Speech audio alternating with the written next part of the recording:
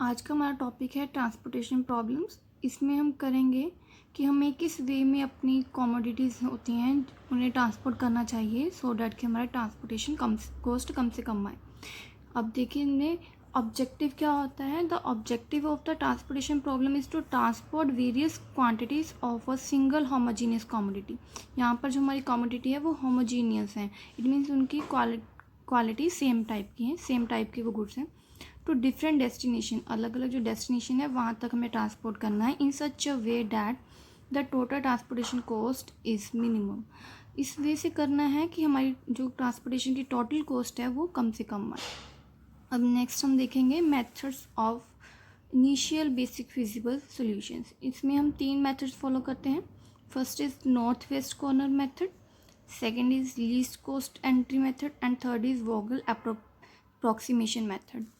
अब फर्स्ट हम करेंगे north west corner method. North west corner method में हमें स्टेप्स फॉलो करने होते हैं। फर्स्ट होता है indicate the row totals and column total at the end. सबसे पहले हमें रो और कॉलम का टोटल करना होता है और उसके बाद हमें करना होता है, ये जो रो होती है ये होती है लास्ट वाली रो में हम देखते हैं कि हमारी टोटल डिमांड कितनी है, कॉलम में हम देखते हैं कि हमारी टोटल सप्लाई कितनी है एंड उसके बाद हम देखते हैं allocate maximum possible quantity keeping in a view the quantity required and the quantity available. अब हम देखेंगे कि हमारी जो टोटल रोज़ में क्वांटिटी डिमांड थी और जो कॉलम में जो सप्लाई है उसे हमें सेल्स में ईच सेल में डिवाइड एलोकेट करना है और इस वे में करना होता है कि हम मैक्सिमम से मैक्सिमम क्वांटिटी उसको एलोकेट कर सकें।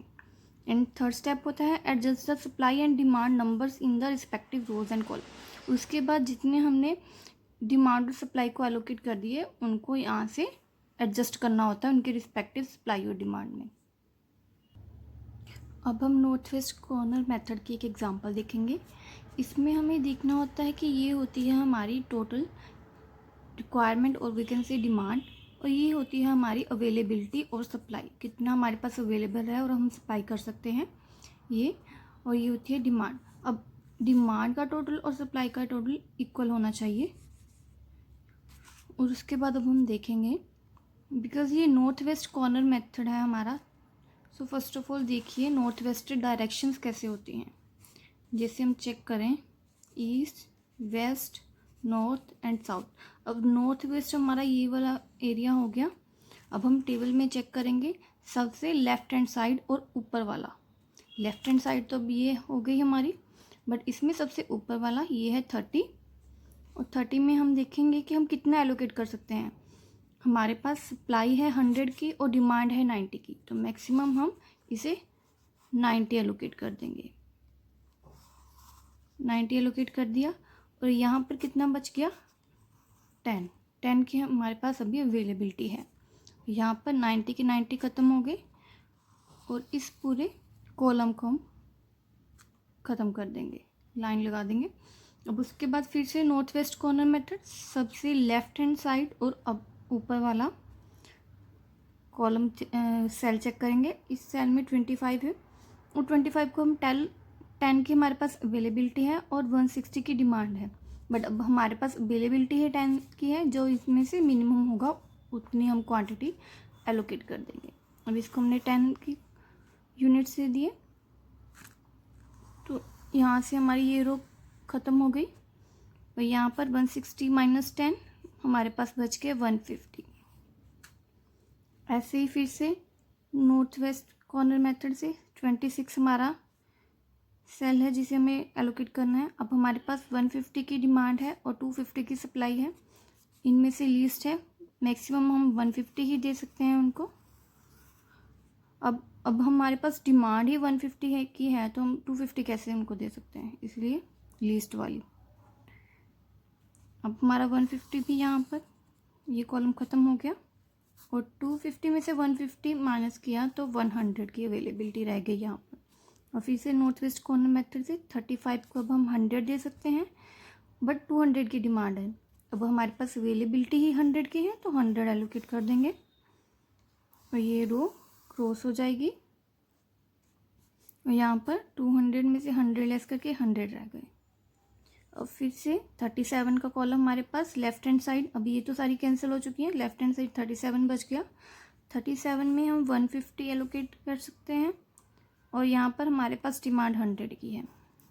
लीस्ट वाला हमने एलोकेट कर दिया, लीस्ट वैल्यू एलोकेट करके यहाँ पर ख़त्म हो गया ये कॉलम, डिलीट, और यहाँ पर 150 माइनस 150।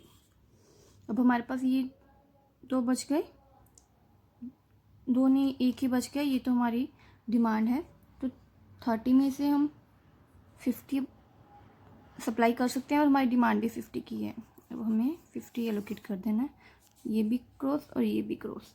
अब इसमें हमारे पास यही चेक करना होता है कि लास्ट में हमारी सारी यूनिट्स एलोकेट हो जाए। अब हम चेक करेंगे total cost of transportation. Total cost के लिए हम देखेंगे हमने किस किस सेल को एलोकेट किया है। फर्स्ट सेल हमारा है F1W1 30 × 90, यहाँ पर हमने एलोकेट किया है 30 × 90।